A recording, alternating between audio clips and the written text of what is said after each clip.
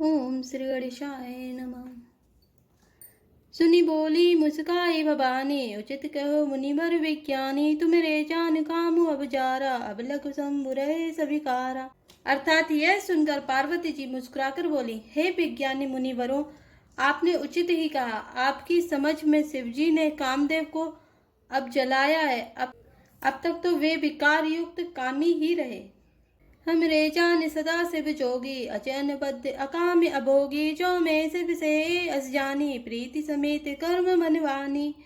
अर्थात किंतु हमारी समझ से तो शिवजी सदा से ही योगी, अजन्मा, अनिग्न, काम रहित और भोगहीन है। और यदि मैंने शिवजी को ऐसा समझकर ही मन वचन और कर्म से प्रेम सहित उनकी सेवा की है, तो हमारे पन सुनो मुनीसा, करे हैं सत्य कृपा निधि ईसा। तुम जो कार जा रे मारा, सोयति बड़ अविवेक तुम्हारा।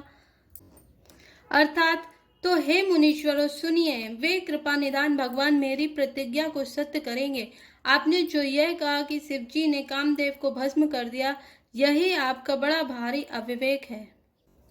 तात अनल कर सहज स्वभाव, हिमते निकट जाई नहीं काऊ। गए समीप सोब नसाई, ऐसी मनमत वहे सकी नाई।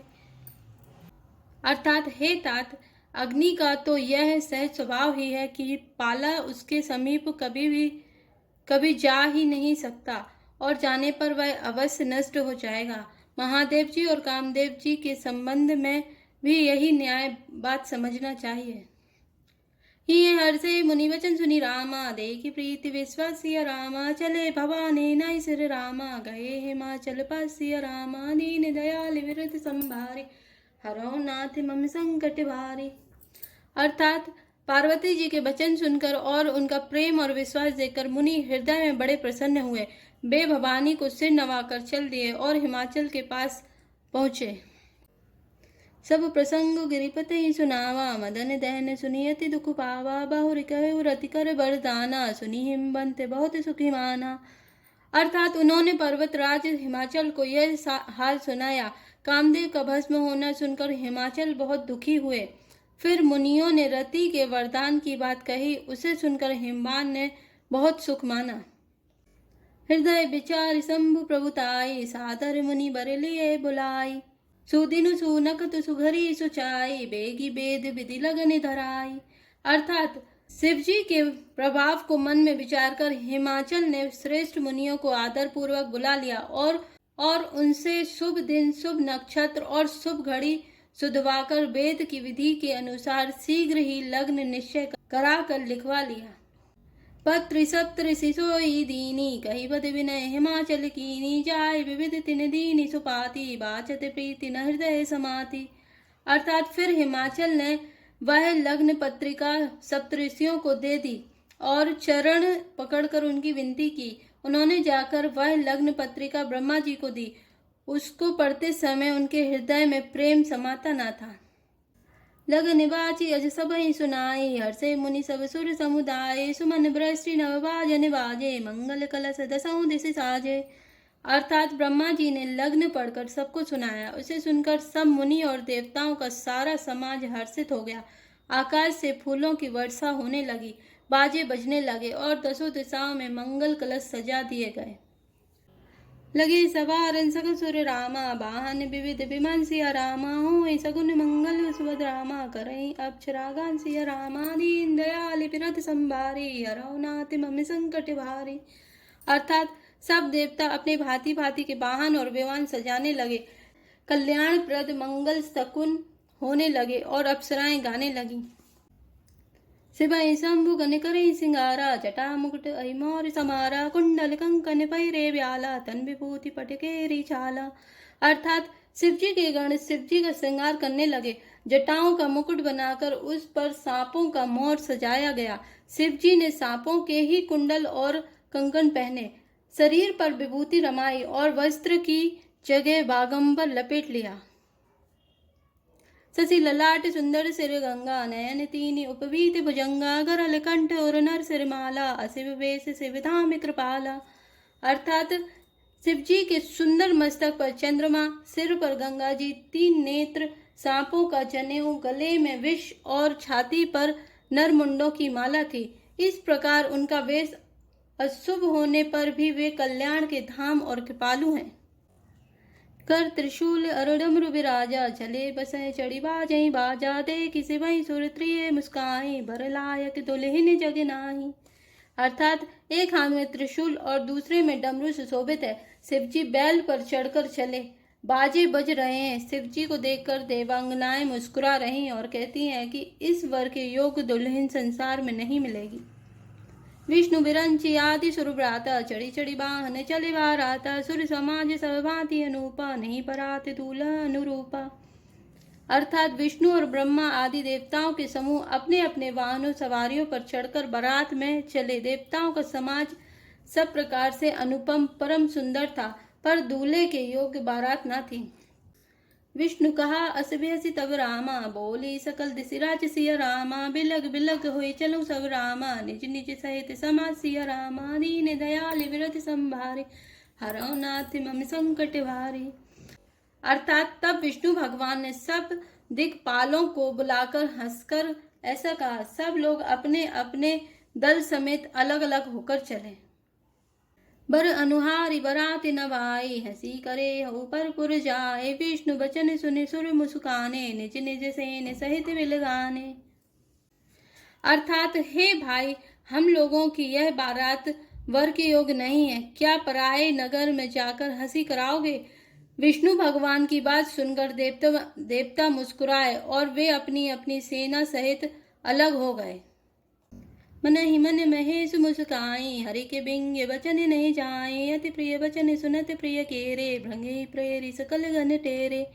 अर्थात महादेव जी यह देखकर मन ही मन मुस्कुराते हैं कि विष्णु भगवान के व्यंग्य वचन दिल लगी नहीं छूटते।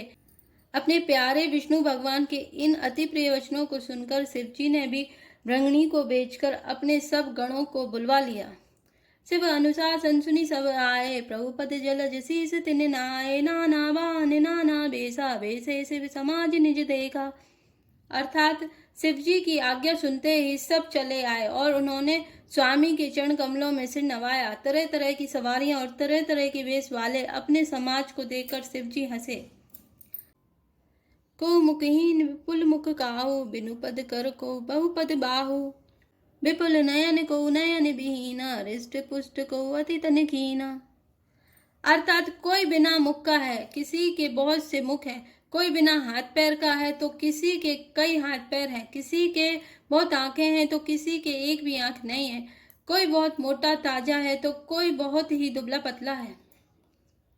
तन खीन को अति पीन, पावन को अपावन गति धरे, भूषण कराल कपाल करे, सब सत्य सोनित तन भरे, खर स्वान सुअर सुकाल, मुख गण बेस अगनित को गने, बहुजिन से प्रेत पिशाच, जोगी जमात बरे नत नहीं बने। अर्थात कोई बहुत दुबला, कोई बहुत मोटा, कोई पवित्र और कोई अपवित्र वेश धारण किए हुए है, भयंकर गहने पहने, हाथ में कपाल लिए हैं और सब के सब शरीर में ताजा खून लपेटे हुए हैं। गधे, कुत्ते, सुअर और सियार कैसे उनके मुख हैं। गणों के अनगिनत वेशों को कौन गिने। बहुत प्रकार के प्रेत, पिशाच और योगिनियों की जमाते हैं, उनका वर्णन करते नहीं बनता। नाचेगा वही गीत सिया रामा, परम तरंगी भूत सब रामा, देखत अति विपरीत सिया रामा, बोले वचन विचित्र विधि रामा, दीन दयाल विरत संभारे, हरो नाथ मम संकट भारे। अर्थात भूत प्रेत नाचते और गाते हैं, वे सब बड़े मौजी हैं, देखने में बहुत ही बेढंगे जान पड़ते हैं और बड़े ही विचित्र ढंग से बोलते हैं। जिस दुल्हू तसी बनी बराता, कौतुक विविध होई मग जाता, यहाँ हिमाचल रचु बिताना, अति विचित्र नहीं जाई बखाना। अर्थात जैसा दूल्हा है अब वैसे ही बारात बन गई है। मार्ग में चलते हुए भांति भांति के कौतुक तमाशे होते जाते हैं। इधर हिमाचल ने ऐसा विचित्र मंडप बनाया कि जिसका वर्णन नहीं हो सकता। शैल सकल जय लगी जग माही, लघु विशाल नहीं बरी निसिराई, बन सागर सब नदी तलावा, हिमगिरी सब कौने बत पठावा। अर्थात जगत में जितने छोटे बड़े पर्वत हैं, जिनका वर्णन करके पार नहीं मिलता तथा जितने वर समुद्र नदियां और तालाब थे हिमाचल ने सबको नेवता भेजा। काम रूप सुंदर तन धारी सहित समाज सहित बर नारी गए सकल तुनि चल गेहा गावई मंगल सहित स्नेहा। अर्थात वे सब अपने इच्छानुसार रूप धारण करने वाले सुंदर शरीर धारण कर सुंदरी स्त्रियों और समाज के साथ हिमाचल के घर गए। सभी स्नेह सहित मंगल गीत गाते हैं। पृथ्वी बहुग्रह संबराय जथा जोग तय तय सब छाए पुर शोभा अवलोक सुहाई लागई लघु विरंचि निपुनाई। अर्थात हिमाचल ने पहले ही से बहुत से घर सजवा रखे थे। यथा योग उन स्थानों में सब लोग उतर गए। नगर की सुंदर शोभा देखकर ब्रह्मा की रचना चतुरी भी तुच्छ लगती थी।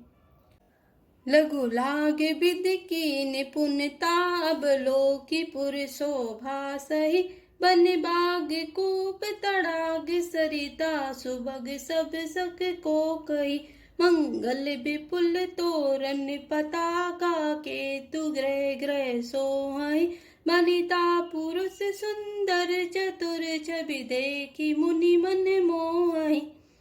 अर्थात नगर की शोभा देखकर ब्रह्मा की निपुणता सचमुच तुच्छ लगती है। वन बाग कुएं तालाब नदियां सभी सुंदर हैं, उनका वर्णन कौन कर सकता है।